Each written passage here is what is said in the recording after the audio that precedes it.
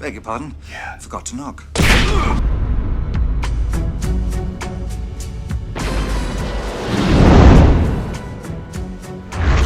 So the situation is in 1989 that License to Kill comes out in theaters.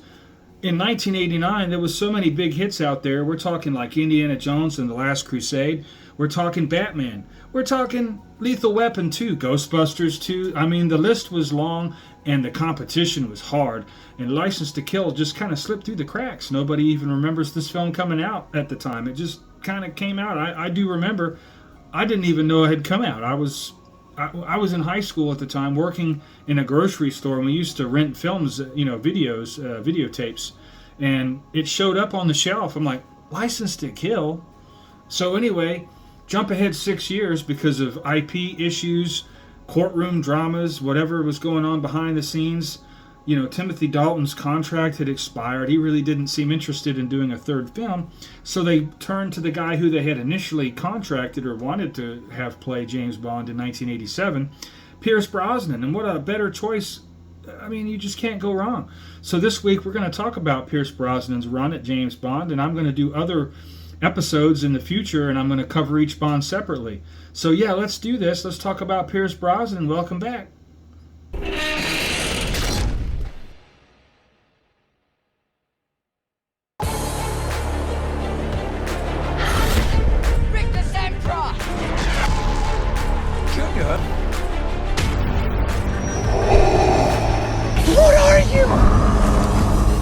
I'm Batman. Entering the world of the absurd is my number 4 pick in the Brosnan Bond countdown. That's right, I'm going to do a little countdown of these films as we go. And obviously at number 4 we have Die Another Day. So, you know, being a long-time Bond fan, I've always enjoyed going to the theaters and seeing the Bond films. In fact, the first Bond film that I went and saw in the theaters was Goldeneye in 1995.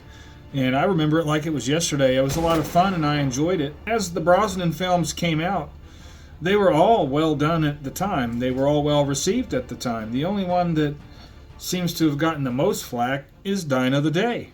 Not much different than Batman and Robin is to the Batman franchise. You know, they both are kind of the campy episode. So my hair is brittle and my skin is dry. I'd weather blizzards just to have you. You're the most perfect man I've ever known. At the time in 2002 when it first was, in the theaters, made a lot of money. Everybody enjoyed it. I enjoyed it. I thought it was a lot of fun. And there's a lot of good things about this movie. I can't say that the film is perfect. There's a lot of Bond tropes that are ticked off because it was the 40th anniversary of the franchise, so they wanted to make sure that they covered all the tropes they could, homages, whatever, and all, the different little things that make a Bond film. And they referenced a lot of the old Bond films also, which I thought was cool. And, the song, everybody kind of picks on Die Another Day's theme song, which was performed by Madonna.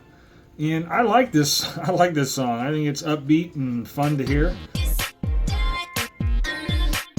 So yeah, it starts off in North Korea. James Bond is seemingly captured. So the villain in this movie is a little bit weak. It kind of went south for me when they swapped Colonel Moon, played by Will Young Lee, with Toby Stevens as this other character who goes by the name of Gustav Graves. The first half of Die Another Day is really well done. I enjoyed the whole part with the North Korea. It's the first time you see Bond kind of put in this position where he's captured and being tortured.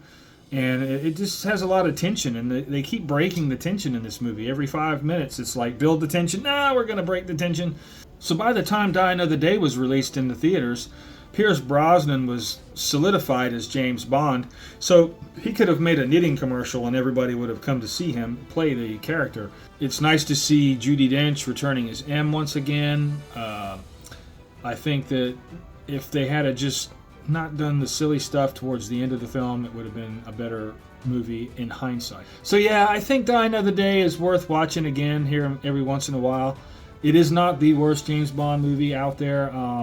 It is in the bottom tier, definitely. There are definitely a lot more out there that are better, but there are also a lot more that are worse. However, I like this film. It's enjoyable to watch. I score this film as a 5.0, which means it's a good movie. You know, it's not a bad movie. I say you could sit there and watch it and enjoy it for what it is. It kind of has the same problem as, you know, Star Wars Episode 1. It's got that CG-itis. I don't know what I would call it. But all the movies from the early 2000s, from like 2001 to like 2005, a lot of them have just excessively poor, well, they didn't age well, CG effects. Mr. Bond? Oh, Miss Frost. So my hair is brittle and my skin is dry. I'd weather blizzards just to have you. You're the most perfect man I've ever known. What do you say we heat things up?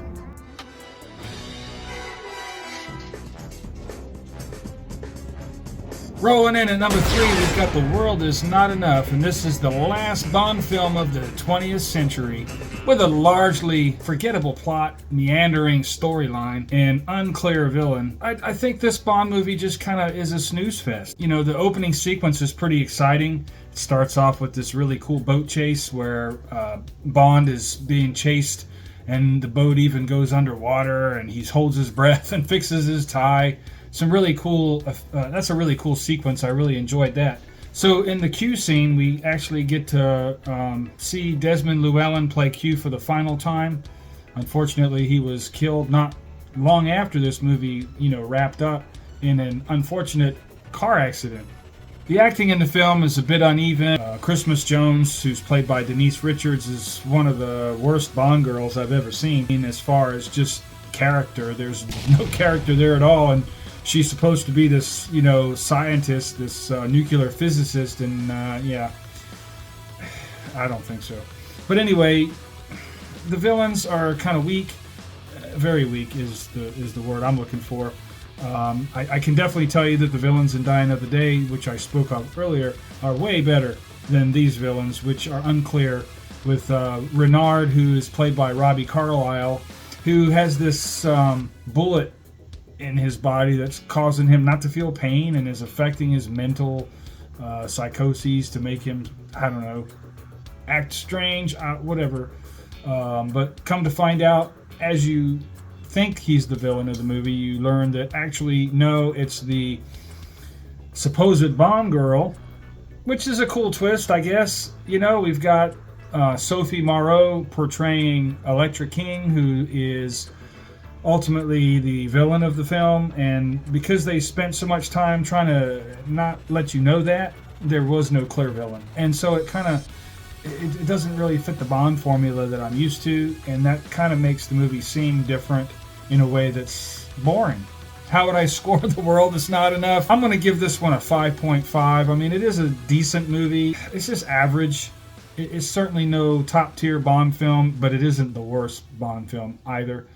Most of those Bond films we'll get to in the future. No hard feelings, Mr. Bond. It appears that you have been beaten.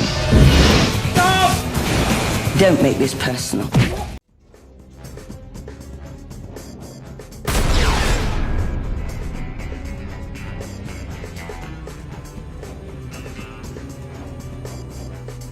You can still depend on one man.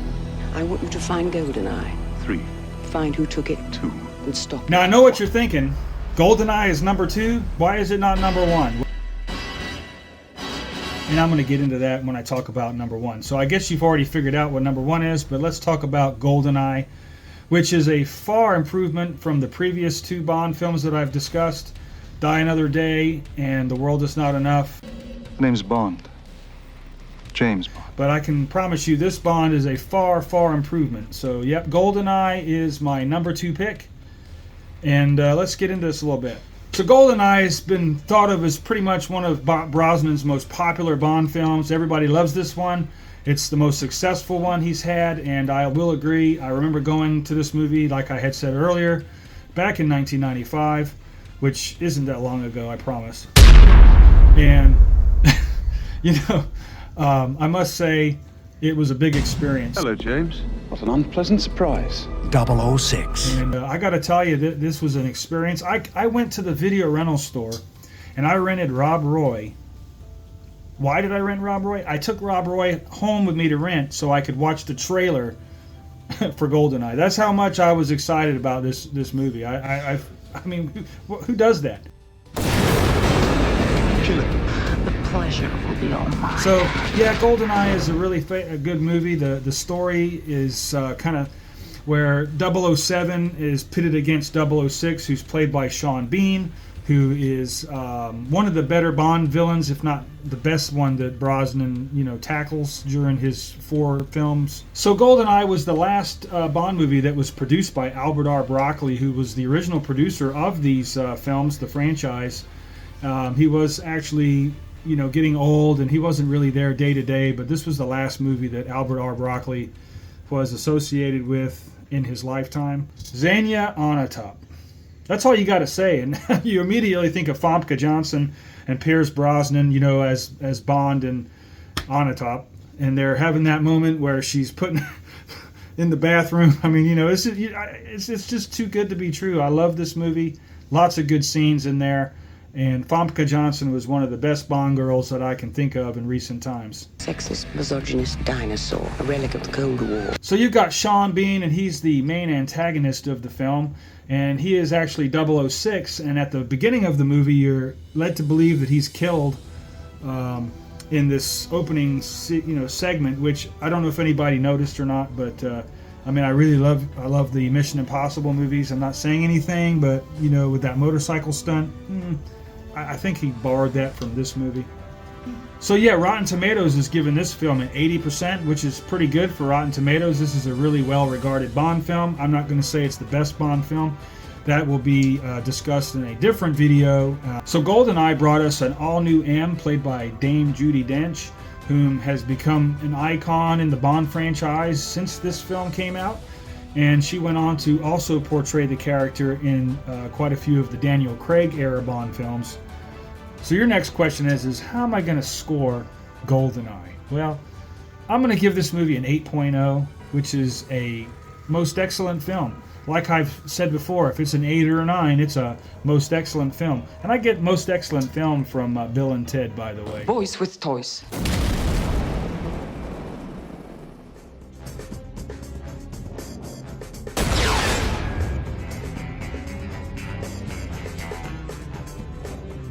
Well, it comes as no surprise that coming in first place in my countdown of the Pierce Brosnan Bond films is Tomorrow Never Dies. I love this movie. So we've got Michelle Yeoh. She is playing Wei Lin, a Chinese secret agent, and I wouldn't really consider her a Bond girl as much as a Bond equal. And this is a high point for the film. I really enjoyed her work. I've liked her in all the other films that she has done. Terry Hatcher was kind of a weak Bond girl. I guess she is technically the Bond girl. She's playing this former lover, ex-girlfriend that Bond had a previous relationship with in some unknown period of time that isn't really, talked about. There are some good moments of tension in the film. At the opening, there's this British warship that gets sunk, and it's pretty dramatic.